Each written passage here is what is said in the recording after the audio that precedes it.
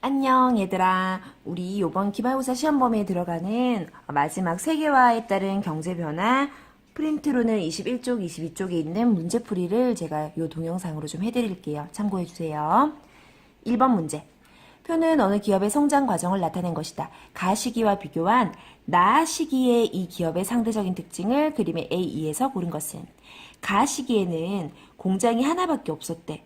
그리고 그 지역과 밀접한 관계를 가지고 성장하면서 그 과정에서 지방에다가 새끼 공장을 분공장이라고 하는데 뭐 제2공장, 제3공장 이런 거를 분공장이라고 해요. 이런 거나 영업 지점을 설치해서 네트워크로 연계한다. 이러니 저러니 쿵짝쿵짝 해도 어쨌건 얘네들은 국내에 기업의 각 분야가 이제 아직까지는 국내 안에 머물러 있는 걸 얘기하는 거지. 그러다가 나 그림을 봐봐. 뒤에 지금 깨알같이 한반도 모양이 그려져 있는 거야, 얘들아. 근데 우리나라 국경을 넘어서서 외국에까지 뭐 생산 공장이라든지 아니면 영업 지점이 진출해 있는 경우를 지금 오른쪽에 있는 글로 말해주고 있죠. 그럼 얘는 그렇지. 다국적 기업이 된 상태라는 걸 얘기하는 거예요. 그러면 문제에서 다국적 기업이 되었을 때의 상대적 특징을 물어봤으니까 밑에 있는 그래프 한번 쌤이랑 같이 볼게. 이 그래프를 읽는 법은 여러분들이 수학에서 많이 접했던 것처럼 X축, Y축까지는 알겠지. 근데 여기서 이제 깊이를 나타내는 요 Z축이 하나가 더 추가가 된 거예요. 그래서 이 그림을 되게 입체적으로 이해를 해주셔야 돼요. 이런 그림이 나올 때 여러분들이 문제를 쉽게 푸는 방법은 일단 1층인지 2층인지부터 먼저 따져보는 거야. 즉 Y축을 가지고 먼저 한번 답을 추려볼게. 다국적 기업이 되었을 때는 해외 투자액의 비중이 국내 공장일 때보다 국내 기업일 때보다 더 늘어나는 거죠. 그러면 해외 투자액 비중이 1층은 낮고 2층일수록 높다 되어 있으니까 밑에 있는 D나 E는 답이 될 수 없는 거지. 답은 A, B, C 셋 중에 하나라는 거예요. 자, 이번에는 오른쪽인지 왼쪽인지를 따져볼게. 국내 생산 비중. 오른쪽으로 갈수록 국내 생산 비중이 높고 왼쪽으로 갈수록 국내 생산 비중이 낮대.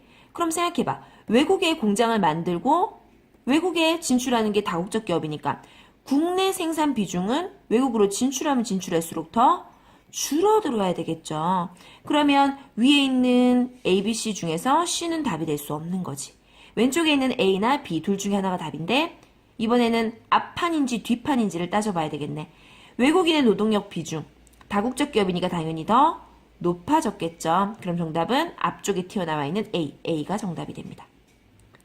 자, 그 다음에 문제 2번. 다음 자료는 어느 금융회사의 상품 광고이다. 이와 같은 상품이 나올 수 있게 된 배경을 보기에서 고른 것은 해외 금융 거래랑 관련된 이야기예요. 온라인으로 환전을 쉽게 할 수 있고 자유롭게 외국에 있는 뭐 사이트나 이런 데서 결제를 할 수도 있고 자유롭게 외국에 송금도 가능하고 그럼 이런 것들이 가능하게 된 그 원인을 한번 따져볼까? 인터넷 기술이 발달했기 때문이다.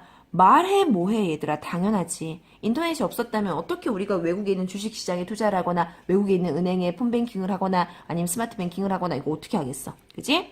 다음 니은 상품 구매의 공간적 제약이 작아진 거죠. 디귿 국제 금융 서비스를 하고 싶어하는 이런 서비스를 받고 싶어하는 수요가 증가하였다. 말해 뭐해 당연한 말이지. 리을 국가 간 자본과 같은 생산 요소의 진입 장벽이 높아졌다.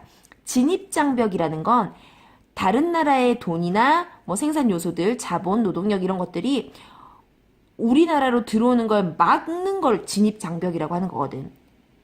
마찬가지로 우리나라의 돈이 다른 나라에 가는데 그 다른 나라가 진입 장벽을 높게 설정해버리면 우리나라가 다른 나라에 투자를 못하게 돼. 근데 이런 진입 장벽이라는 게 오늘날에 높아졌다고 말할 수 있어요? 옛날보다 굉장히 많이 완화가 되었죠. 그래서 정답은 기억 디귿에서 2번이 됩니다. 문제 3번으로 가볼게요. 다음은 지호의 세계지리 노트 일부이다. 기억에서 미음 중 내용이 옳지 않은 것은 주제를 잘 봐야 되더라. 우리나라 바깥에 국외에 다국적 기업이 하나 있는데 그 외국의 다국적 기업이 생산 공장을 우리나라에다가 지었대. 그때 나타날 수 있는 일로 옳은 것을 한번 찾아볼게요. 옳지 않은 것을. 긍정적인 영향. 외국 기업이 우리나라에다가 공장을 만들어 놓으면 우리나라 사람들 일자리 늘어나겠죠. 고용이 창출됩니다. 그리고 그 사람들이 번 돈을 쓸 테니까 경제가 전반적으로 활성화되는 거 맞죠? 두 번째, 쌤 구글 코리아 같은 예를 들었었는데 이건 제조업이니까 뭘 예로 들어볼까? 핸드폰이라고 해볼까? 외국의 어떤 유명한 핸드폰 회사가 한국에다가 그 핸드폰을 만드는 공장을 지었다고 해봐요. 그러면 아무리 이런 단순 조립일지라도 어떻게 만드는 건지 우리가 대충은 좀 배울 수가 있다는 거지. 그래서 기술이나 경영기법 습득 가능한 거 맞고요. 부정적인 영향 볼게요. 다국적 기업의 본국에 대한 경제 의존도가 심화될 우려가 있다. 쌤 그 얘기 했었어. 독일에 본사를 두고 있는 아디다스라고 하는 기업이 베트남에다가 공장을 지었는데 처음에는 베트남에 고용 창출이 돼서 사람들이 좋아했는데 나중에 본사에서 근데 자기들끼리 본사에 있는 그 이사진들끼리 자기들끼리 베트남 공장 뭐 필요 없는데 그냥 문 닫을까?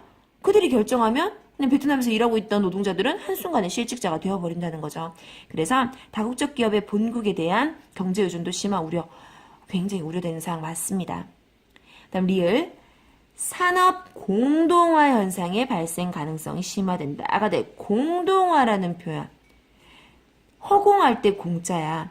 텅 비게 된다는 이야기인데 쉽게 말해서 산업 공동화는 국내 공장이 없어지는 거예요.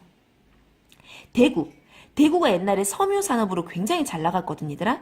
대구 시내에 면이라든지 이런 그 옷감 만들어내는 공장들이 되게 많았어. 근데 지금은 가보면 대구에 거의 그런 공장들이 다 텅텅 비어 있어요. 빈 공장터밖에 없다니까? 왜냐면 우리나라보다 훨씬 더 인건비가 저렴한 캄보디아나 중국으로 공장들이 다 이전해버렸기 때문이거든. 그러면 우리나라 입장에서는 대구라는 곳에 산업이 공동화가 된 건 맞죠. 하지만 지금 이 사례는 반대잖아.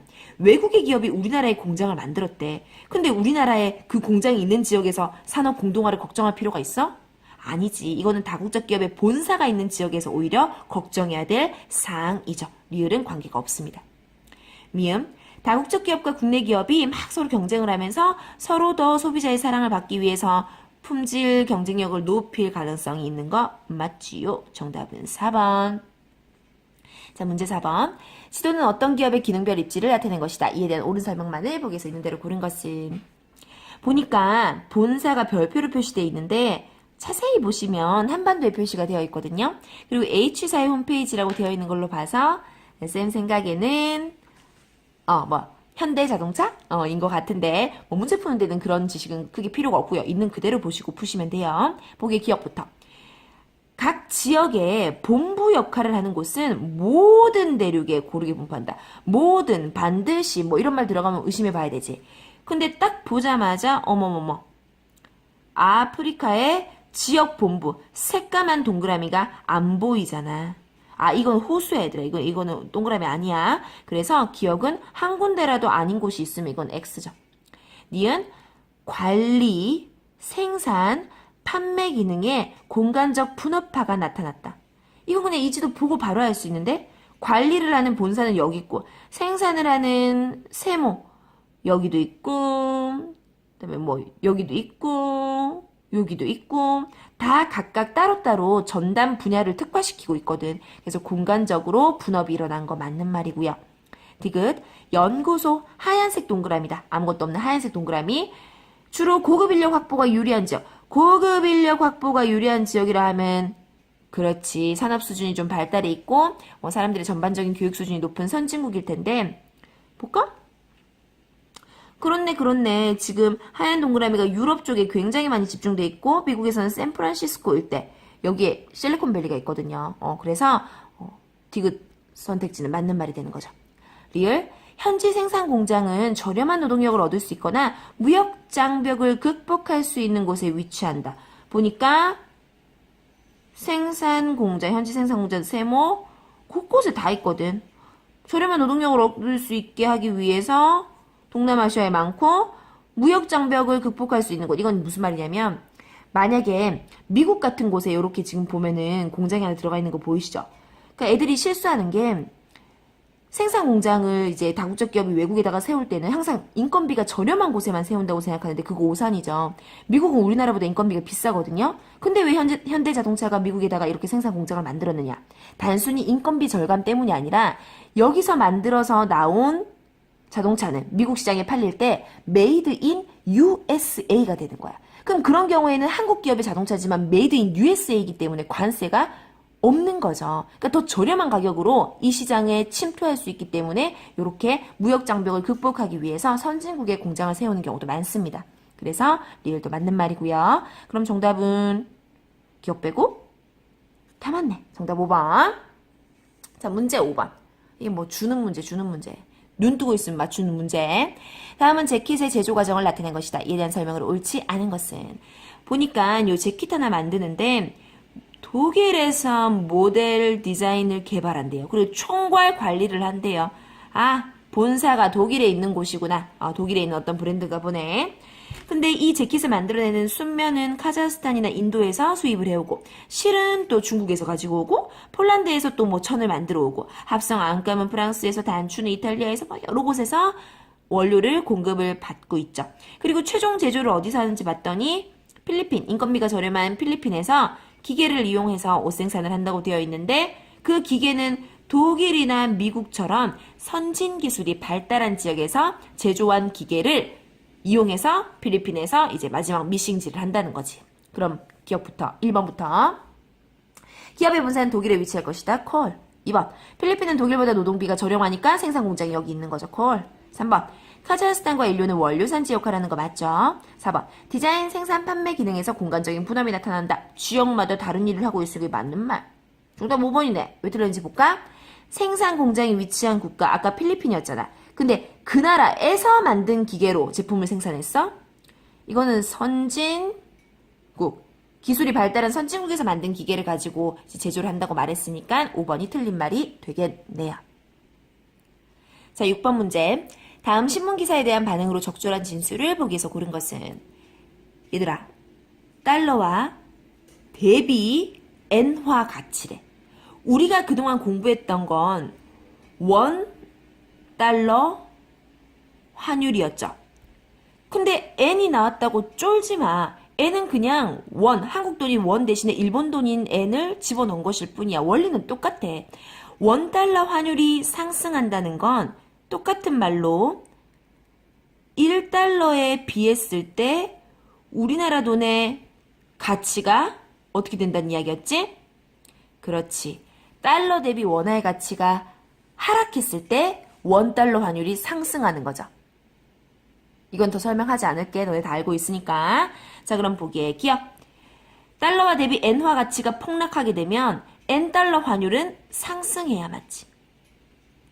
옛날에는 1달러에 100엔만 줘도 됐었는데 이게 200엔으로 환율이 상승했다라는 건 일본 돈의 가치가 떨어졌다는 얘기잖아. 엔달러 환율이 상승한 거, 엔의 가치가 폭락한 거 같은 말이고요. 그래서 기억은 답은 될 수 없고 니은. 미국 시장에서는 일본 제품의 가격 경쟁력이 높아지겠다.